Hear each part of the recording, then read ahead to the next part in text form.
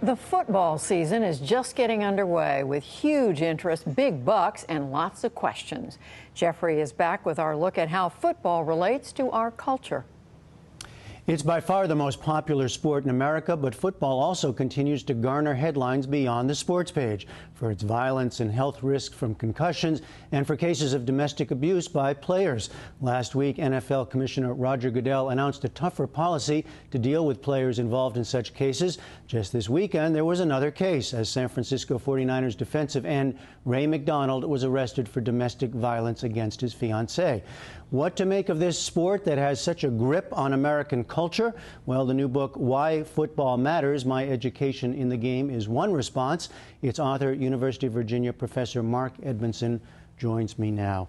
Football as a kind of training ground, you started this as a personal thing, a training ground for you.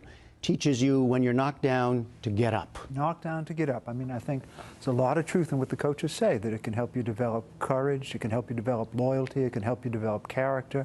But there's a downside to all those things. There's a dark side to the game. And some of what my book is about is trying to let the better stuff come through and make people more aware of the dark side so they can be a little vigilant about it. And the better stuff starts with your own experience. Yeah, I was in pretty rough shape when I was a junior in high school. My family was in very, very rough condition. My sister had just died. My father was taking it hard. My mother was very close to breaking down. And we needed something. I'm not saying football saved my life or anything, but it was darn helpful to have some place to go where I could try to improve, try to get better. I didn't care much about school. But football gave me some focus and gave me some attention and really helped me to develop at a time when I didn't have much else going on for me. So part of the book is about your own personal experience, and then you get big. Football as our national pastime, but also signifying a country that is a more warlike country now, right? Yeah, I mean, as a change from when baseball was the pastime. Well, you've hit it. That's the Mary McGrory quote. Baseball was what we were, football is what we have become.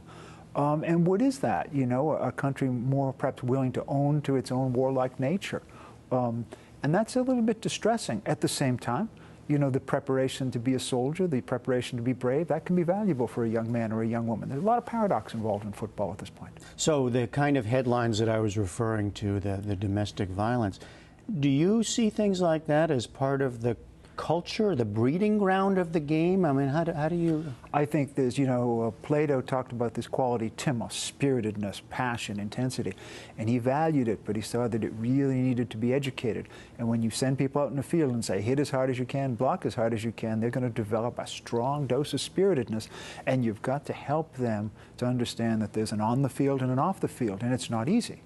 But there's a good side to it, Spirited people are the sorts of people who, outside of football, they get things done. They write books and they start businesses and they teach school and they become physicians. And so you're getting a really important quality into play, this timotic thing, this spirited thing, but it's also really dangerous. So do you see the culture inside football trying to address things like that? And the larger culture looking in at it, is there a chance of people turning away from that violent culture?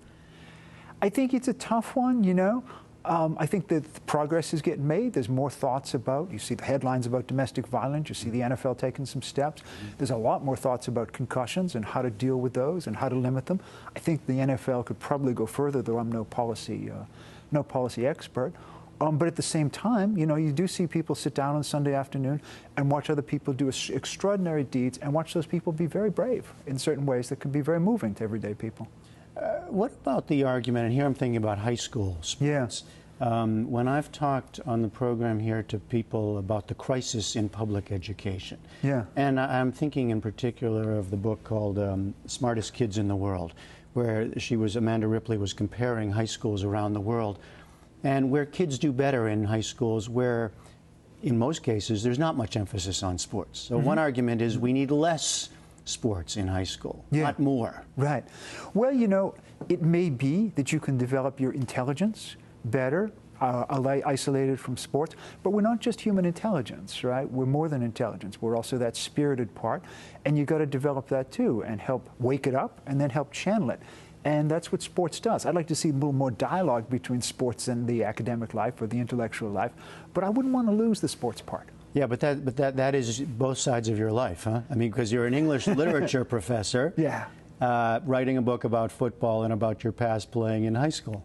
Yeah, that is both sides of my life. And, you know, I continue, and I owe it really a great debt of gratitude, the fact that I can still get out there and exercise and have a good time. I play basketball 3 or 4 times a week, or as I tell people, you know, they say, "Did you go play basketball?" I say, "The other 9 guys did." But that's part of the legacy of having trained my body a little bit and seen what benefits can come from it when I was very young. It stuck with me. I'm grateful for it. All right, the new book is Why Football Matters, My Education of the Game. Mark Edmundson, thank you so much. Thank you.